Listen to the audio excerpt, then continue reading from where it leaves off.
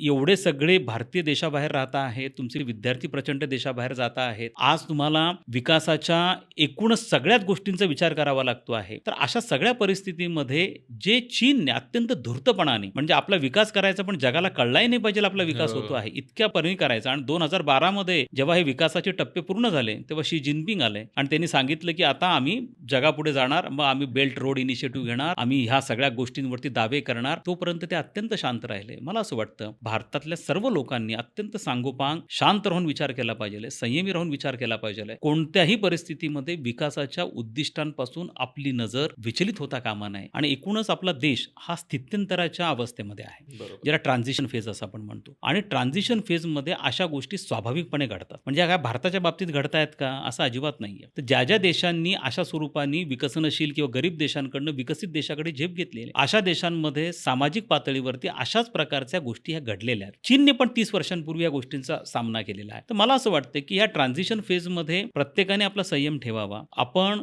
कोणत्या गोष्टी वाचतो, कोणत्या गोष्टी आपण स्प्रेड करतो, ते करत असताना आपण 10 वेळा विचार करावा. नी जर्क रिॲक्शन देणं हा भाग आपण शक्यतो टाळावा.